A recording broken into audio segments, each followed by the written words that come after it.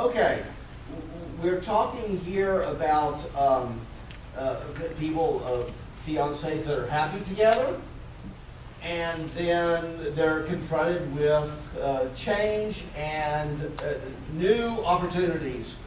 What are some of the variables that make couples compatible that would make these attractions work? Well, that's a good question. And how many of you believe in love at first sight? Dude, I won't touch that. It really should be more like love at 12 months. You see, this notion that two people are meant for each other, destined, soulmates, it's a myth.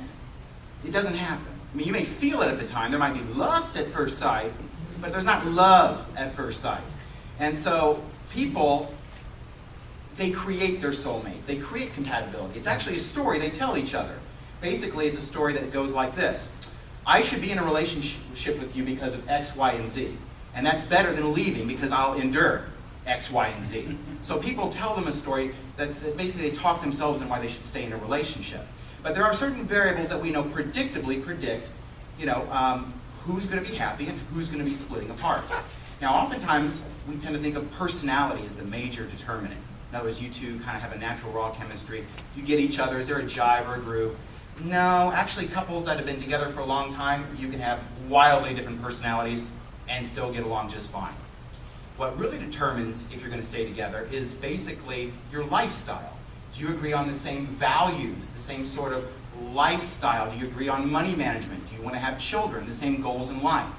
Those things are really what keeps a couple together over the long term. That, along with that coupling of telling yourself a story about why you should stay in a relationship rather than leave it.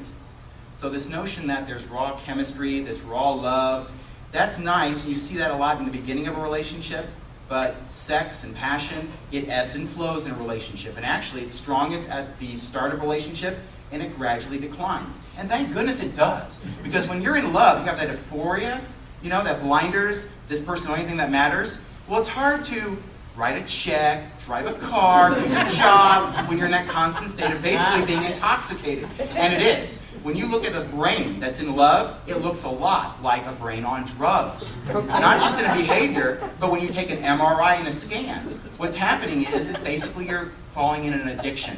You really want to fall out of that main part of love to get to the good stuff, which is lasting friendship. That's what keeps a couple together over the course of a lifetime. Okay, how do you take some of these ideas of mad, passionate love and translate it, like I believe you do, into the workplace? Because you're not only compatibility on dating, but your compatibility in team building and HR and all that stuff.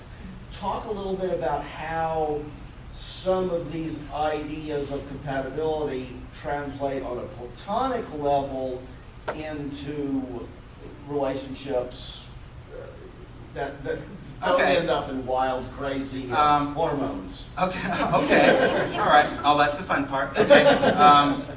Well, first off, you all have probably met somebody early in your lives, right, that you could spend a weekend with, but you would not take home to mother.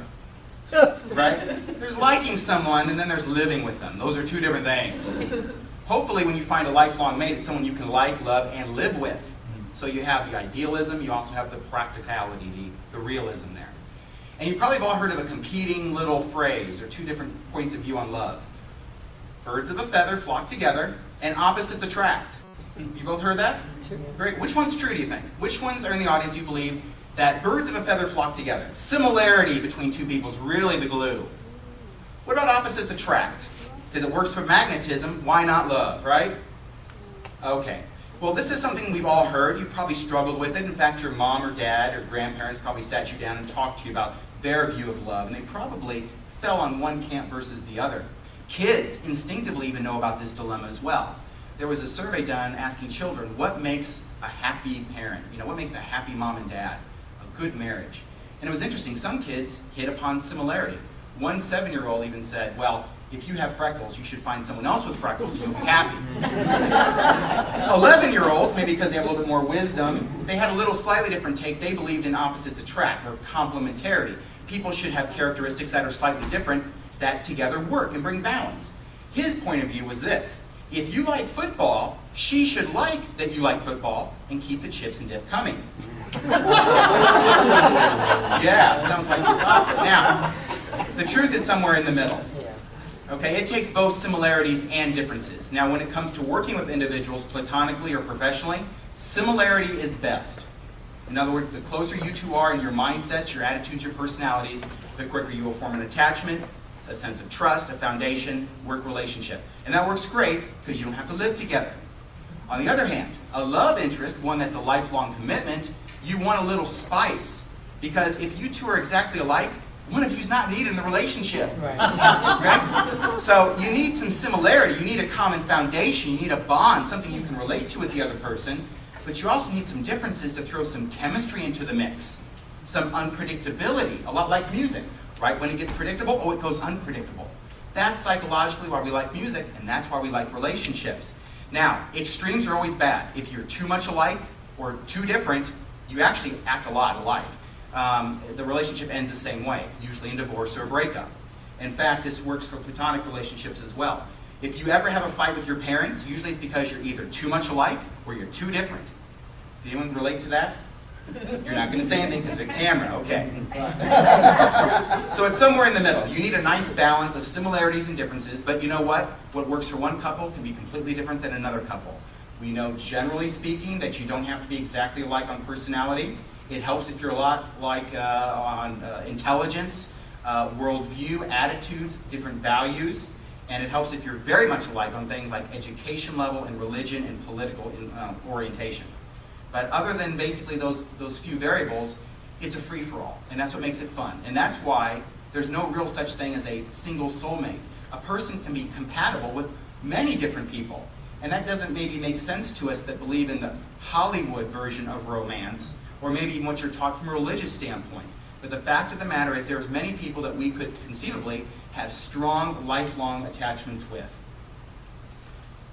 Does Mozart follow up on this? Very much. Talk a little bit about Very much. the sisters and the boyfriends. And again, this is why I talk about it as being 21st century. And basically, from a broad standpoint, culturally, 18th century, love guided by reason. 19th century, all those 19th century operas that have tragic endings Right. are about ill-fated loves. Lucia. That's right. Loves that could not possibly work out because your family hates my family and I'm jealous, but nobody was saying it can work out. They don't end well. Right. In the 20th century, particularly as you say in Hollywood, we meet, love at first sight, we're completely different, but it works out anyway. That's what's not real. So yes, Mozart traces it out for us beautifully.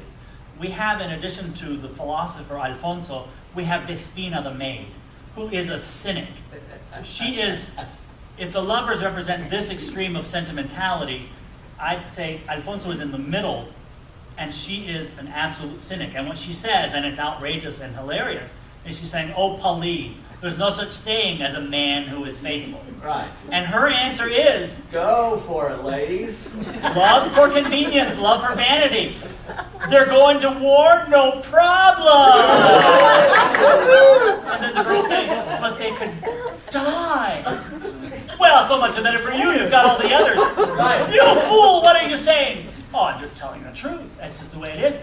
And there's a wonderful line in Italian, and I don't know how your super titles were translated. We just did Cosi fan tutte, and I'll tell you what my super title said. Because she basically says, "An tutti quello qu'all'altro." And it basically is saying, they all have the same thing. And my super title said, they all have the same equipment. And that is Despina's take on it. Just sleep around, just have a good time.